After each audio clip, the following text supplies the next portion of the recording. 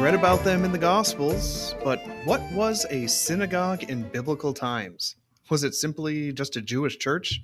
How did they function and how important were they in Jesus' day? Get a glimpse into the ancient synagogue on this edition of the Shalom Y'all Ministries podcast.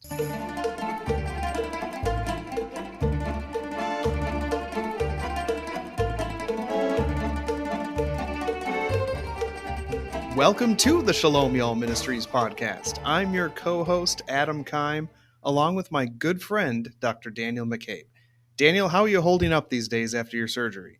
Well, maybe most people don't even know I had surgery, but yeah, I did have an unexpected surgery in early December, and the recovery's been slow but steady. I feel stronger every day, and I just give thanks to the Lord for the strength He's given me now 6 weeks out from the surgery. I'm not back to where I need to be, but I'm really truly feeling like I've turned a corner and doing well. So those of our listeners who may have known about my surgery and have prayed for me, thank you very, very much. But yes, I'm doing very well. Thank you. Amen. Good to hear. Well, we have a simple mission at Shalom Y'all: to teach and encourage those who love the Bible, the land of the Bible, and the people of the land. Now, in addition to things like the podcast, the weekly email, and more, we also lead guided trips to Israel where you too can experience the Promised Land firsthand. Feel free to reach out for more information on how your group can enjoy a tour of Bible places. Well, we're glad you've chosen to listen to our podcast today. And I do want to mention a few of those things that Adam just quickly alluded to. There are other things besides the podcast that we do here at Shalom Y'all Ministries. For example, we post virtually every day to Facebook. Every Wednesday is Trivia Day, and a lot of our folks really enjoy that. I love making those trivia questions. And this week on Facebook, if you want to take a look, you'll find posts on the 2002 siege of the Church and the Nativity in Bethlehem. That's a fascinating story. You can also read about the hoopoe, the national bird of Israel. I'm also in the middle of a series on the 12 disciples, and Adam does a Saturday post. Adam, do you know what you're writing about this week? Well, a few weeks ago, I just started a series, a geographical walk through the book of Joshua.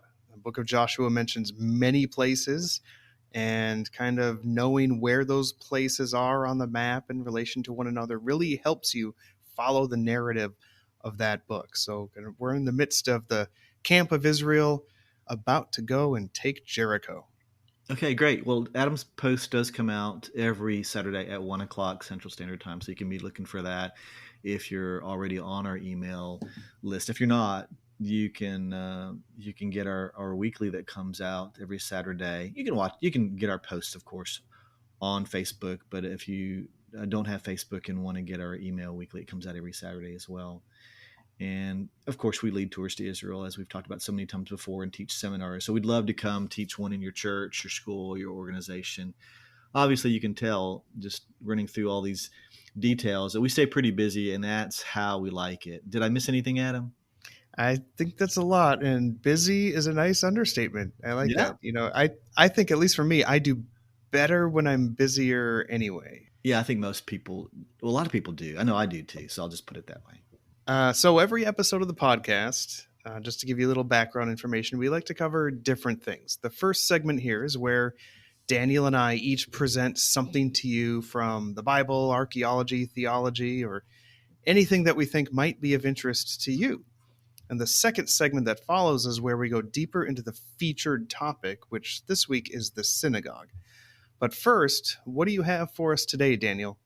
Well, in our last podcast, I shared 5 places that I plan to revisit during our May 2023 trip to Israel. Places that I've just really enjoyed, or places I want to learn even more about. Here was my list, in no particular order, but I mentioned Nazareth Village, which is a recreation of first century Nazareth. Yad Vashem, the Holocaust Museum in Jerusalem. Jericho, the Western Wall at Sabbath, and the Elah Valley where David faced Goliath. That was the 5 places that I'm definitely wanting to go back this May. But this week in our podcast, I wanted to share 5 places that I plan to visit for the very first time in May, again, in no particular order. But number 1 is Akeldama, which means the field of blood. I know you've been there before, right, Adam? Yeah, it's pretty fun to kind of walk around. It's now a system, it's like a big park. And Right. when you're walking through this nice kind of park-like feel, it's if you know the history of all kind of what happened there in Gehenna, it's really interesting that you're just walking through a park area today. Right. It's amazing how many times you can go back to Israel, and I've been there many times, and still just there's places I haven't been. So again, that's what this list is all about. But Al Qadama, did I say that right? Akeldama. That's hard to Mhm. say. But this is the traditional site where Judas hanged himself. But there's an even bigger reason that I want to explore this area and the area that you mentioned of Gehenna, the valley of Hinnom, south of Jerusalem. But there's an ancient tomb there in that area that many archaeologists think may be the tomb of Annas, the high priest during the time of Jesus. So call me a Jerusalem geek, but I want to find it and I want to see it. So Akeldama is number one on my list. Then there's Qumran Cave. Our listeners, you may know that Qumran is the area where many ancient Old Testament manuscripts were discovered in the 1940s and 1950s. And I've been to the main site of Qumran enough times, but I want to visit one of the Qumran caves and climb inside. And again, that's something you've done, isn't it, Adam? I've been to Cave 11, but I'd like to explore more of them. Okay, maybe we can do a trip where we go to all the caves one day. But I want to see if I can't make it happen, then I can get at least in one cave this trip in May.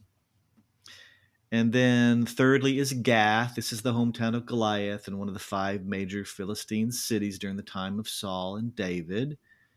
Fourth is Cana, the hometown of Nathaniel Bartholomew, one of Jesus' 12 disciples. And it's the site of Jesus' first miracle, as you probably knew.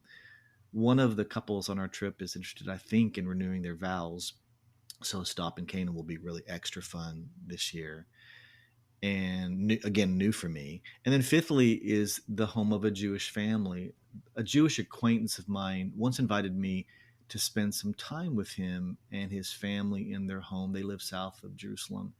And in May, I'm going to try to take him up on his previous invitation and have our group go there. So I'm ready to go. Our May trip is closed, as I've mentioned before. But if you want to go to Israel later this year or next year, just let me know and we'll make it happen. So that's my list of 5 new places I want to visit, Adam. I know you're about to share with our viewers what's been on your mind lately, but before you do, where do you want to go in Israel that you haven't yet gone? That's a good question. I've never been to Hebron. I've been to locations around it, but never to Hebron itself. Mm-hmm.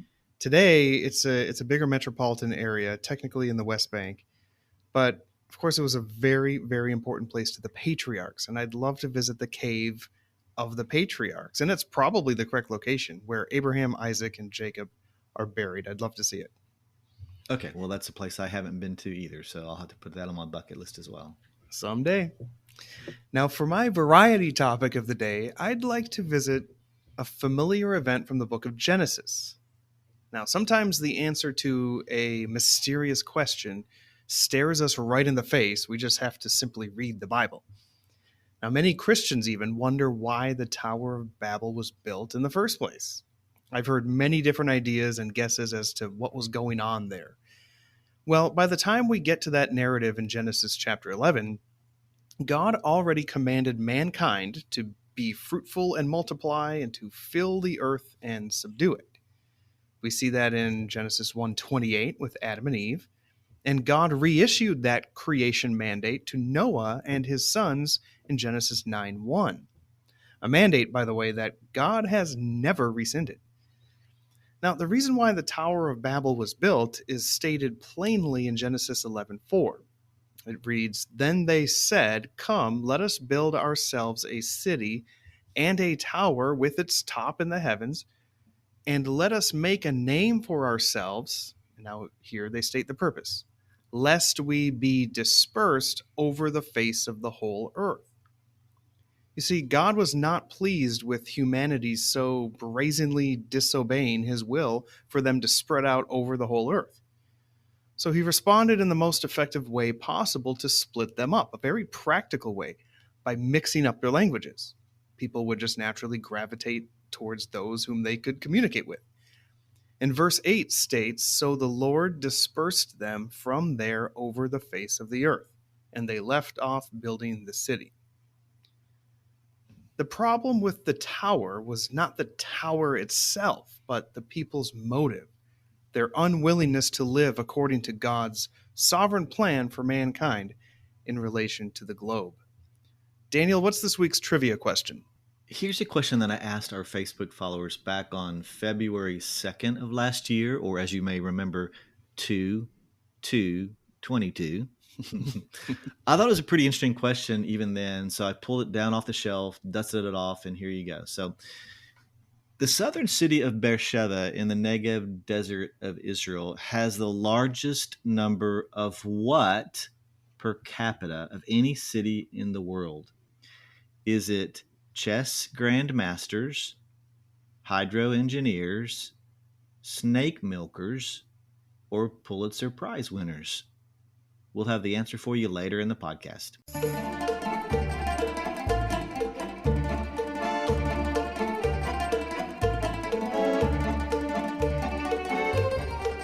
There are many active synagogues in the world today, naturally, but what were they like in biblical times, when Jesus ministered to the Jews even in their synagogues throughout Israel? Some of the most fascinating archaeological discoveries, in my opinion, in Israel have been synagogues. There are some well-known finds, and I'd like to highlight a few of them and see what we can learn about the function of the synagogues from each one. So the first one is at one of my most favorite sites to visit in Israel. You know, Daniel, I have like 125 top 10 sites to go to. I was thinking that while you were saying that, but I can't pick on you because I'm the same way. Yes, exactly. There's so many, but Capernaum is one of my favorite places to visit. And it's a place where you can very clearly see the importance that the synagogue had to any town. It's the most prominent building. It was in a central location for an easy gathering place. And I've mentioned this in an earlier podcast episode, but the structure there now, the building, was built in the 4th century AD. However, it was built right on top of the foundation of the synagogue that Jesus taught in. And according to Luke 7:5, that one was actually built by a Roman centurion of all people, one beloved by the Jews of Capernaum. That 1st century synagogue was likely destroyed by the Roman conquest in the year 67. But what we can learn is that the replacement synagogue kept the same prominent location as the center of Jewish life. Now, that's a bit of an obvious thing, but the priority of the synagogue apparently persisted for centuries after Christ. Now, the second one that I'd like to highlight is located in another wonderful and worthy place to visit, Magdala. A second synagogue was recently discovered there. Actually, Daniel, it was in 2021 that they found a second synagogue at Magdala. But the more famous one was unearthed in 2009, and it's known for what was found there, something called the Magdala Stone. The stone is about 2 feet long, wide, and high, with a slanted top. It's like a small tabletop. Different ideas have been proposed as to what it was used for, but I think the best guess is that it served as some sort of desk or podium. It was probably used to hold an open scroll to read from in the synagogue service. Now, the stone has carvings all around it, but the side that faced Jerusalem in its day features a menorah and jugs on top of pedestals. And that would have been the side that faced the temple. Now, what we can learn from this is that the reading of Scripture was an important part of the synagogue, as we see in Luke 4 when Jesus read from the prophet Isaiah in the synagogue at Nazareth. Now, the third one I'd like to look at is at Chorazin. I love exploring the ruins of Chorazin. You can get a sense of walking around that ancient city, in and out of various types of buildings, and seeing all sorts of stone agricultural implements. But the synagogue there features 2 interesting elements. One is a stone chair, which if you go visit there, you can actually sit in, which was probably a seat of Moses. In Matthew 23, Jesus tells the people that the scribes and Pharisees sit in Moses' seat. That is, they made authoritative pronouncements from the law while in that chair. Now, Jesus taught the people that They should obey what those scribes and Pharisees said from the law, but not practice what they actually did. He said in verse 3, "For they preach, but do not practice." Another feature in the Chorazin synagogue is a strange one. One of the stones holds a prominent carving of Medusa. Now, no one knows exactly why that figure from Greek mythology ended up in a Jewish synagogue, but perhaps some syncretistic worship was afoot, mixing elements of paganism with Jewish worship. So, what we learn here is there was certainly adherence to the tenets of the law externally, but just as can be found in many churches today, a lack of wholehearted devotion to the Lord. So those are just three of the many synagogues that have been discovered in Israel so far. And I highlighted ones that are all within just a few miles of each other: Capernaum, Magdala, and Chorazin. Yeah, that's true. You could do all of them really easily in a day, even in a morning if you went quickly. But yeah, Capernaum, Magdala, and Chorazin, some great things to see. And Chorazin is a national park, so it's just spread out wonderfully for you to be able to, like you said, wander around and explore. So great suggestions for our listeners, and maybe we can take them one day. That'd be wonderful. Hmm. Well, like you, Adam, I have visited each of those synagogues, and like the importance of church in my life and in my family's life and how I love the church. Mm-hmm. The synagogue is the heartbeat of Jewish worship. So that's why wherever you find 10 Jewish men throughout the world, you should expect to find a synagogue. But it hasn't always been so. In 586 BC, the Babylonians burned Jerusalem and the Jewish temple, the first temple, Solomon's temple, and they marched the defeated Jews off to Babylon. There in Babylon, in need of mutual encouragement, far from their destroyed temple, unable to fulfill God's commands to visit the temple 3 times per year with their prescribed sacrifices, and feeling pressure to adopt the philosophy and worship practices of their captors, the Jewish exiles began to gather together. That's exactly what synagogue literally means, to gather together. And so that's what they did for prayer, Bible reading, Bible study, social community support, and also even the education of their children. And over the next several centuries, even after Zerubbabel returned to Jerusalem from Babylon with some of the exiles and rebuilt the temple, Jews everywhere continued the practice of meeting regularly in a synagogue for worship. But the synagogue looked quite different from the temple. We often say that the church is the people, not the building, and that's right. And this was certainly true of the synagogue too. The first synagogues were originally they were just gatherings, not buildings. And the Jews would meet outside in the open or perhaps just in someone's private home. Now, over time, they moved into buildings.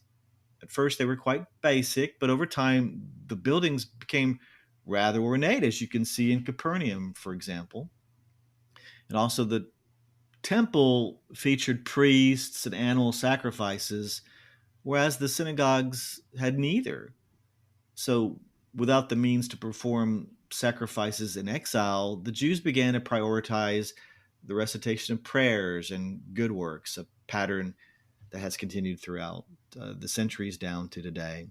But let me tell you quickly about my first experience in a synagogue. Can you remember the first time you were ever in a synagogue, Adam?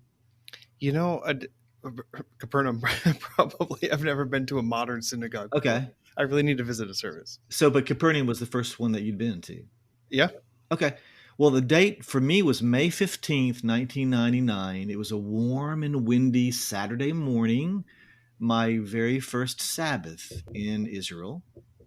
Our small group worked its way through the old city where we were staying and out Jaffa Gate, past the Hilton and the U.S. consulate, and now we finally stood before a great building located at 56 King George Street, the Great Synagogue of Jerusalem, as it's called. Having never attended a synagogue service, I hadn't really given it any thought that our group would be separated, but The women were directed up the stairs to the balcony and the men to the main floor below. Now, each synagogue of early synagogues, they separated men from women, either by section, by room, or by balcony, and they still do that today, as I just shared about my first experience there in Jerusalem. Ancient synagogues were laid out in such a way, typically, that the front wall of the synagogue faced Jerusalem, with a stone ledge for seating all along the other three walls. Again, you'll see that in Capernaum. Some synagogues had a niche or chamber off the front wall that held the Torah scrolls, the books of Moses, Genesis through Deuteronomy, that were used in the services for reading and for studying. But before this development of the niche or the room or chamber off the front wall, the scrolls were typically just transported back and forth from homes, the home of the rabbi or perhaps the synagogue's assistant. Now, in an ancient synagogue and even modern synagogues, you might also find a cellar or a pit nearby called a geniza, where old scrolls were buried. Since scrolls bore God's name, these old scrolls were buried rather than destroyed. They wouldn't destroy them. And that's a big part of perhaps the discovery of the Dead Sea Scrolls as well, that these may have been old scrolls that were found. But in the center of the ancient synagogue, or at the front, you might find a raised platform called the bema, which was used for the reading of the Torah. And looking around traditional synagogues, unlike the Medusa image that you saw there in Israel, you'll typically notice that the furniture and the walls of the synagogue don't portray the human form in any way, but they're still often very beautifully decorated with the sun or pomegranates or bells, grapes, wheels, candles, all sorts of things. A head or ruler of the synagogue, sometimes even more than one, as you'll discover in Acts 13 or Mark 5, a head or ruler of the synagogue presided over the service, kept order, and invited guests to address the congregation. An attendant, evidently, we see from Luke 4:20, looked after the building, as well as perhaps, again, the synagogue's Torah scrolls. And rabbis, who were recognized for their understanding of Hebrew and their understanding of the traditions of the Jews, taught the people, as you reminded us earlier, from the seat of Moses.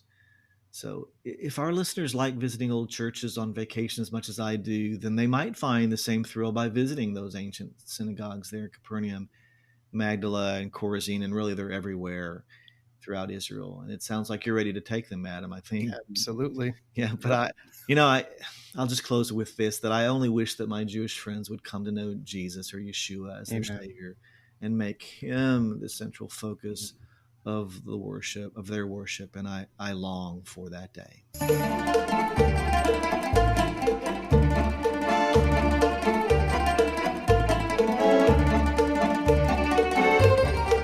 So it's time now for the answer to our trivia question.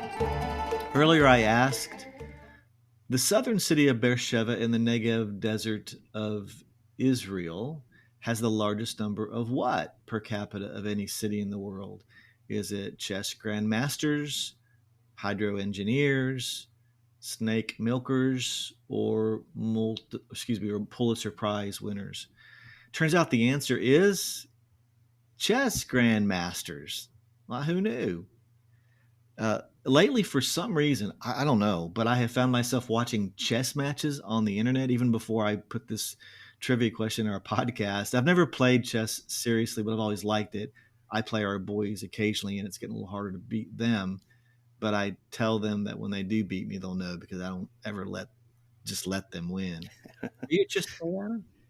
I do enjoy chess. I don't have anybody in my immediate orbit that plays, so I don't really get to play humans that often. I have a chess app that every day I solve a few chess puzzles that it presents to me. But I remember this trivia question when you did put it on Facebook, so that's a little bit of cheating. I remember that chess grandmasters was the answer, and anytime Beersheba is mentioned, I like to point out that my favorite coffee mug in the world, and coffee mugs are a big deal to me, came from Beersheba, the one that I'm quite literally holding in my hand right now. Oh my, okay. And my favorite mug is from Beersheba. But yes, chess grandmasters. Well, if we ever get back to Beersheba and we go down to the open market or somewhere where the men are sitting outside with their chessboards looking for people to play them, it might be a good idea just to keep moving, huh? Well, we can grab some coffee from my coffee shop in Beersheba and get destroyed by some chess players Yeah. in that city as well. Well, you'll have to show me where you got your coffee mug, and I'll bring it home and use it for hot cider and hot chocolate rather than coffee. But in any event, it sounds like a fun outing we could have that day. Thank you so much for joining us on the Shalom Y'all Ministries podcast. We hope you enjoyed this look into how the synagogue was such an important part of Jewish life. Our prayer is for you to walk closely with God and to honor Him with your worship. Shalom, y'all. Shalom, y'all.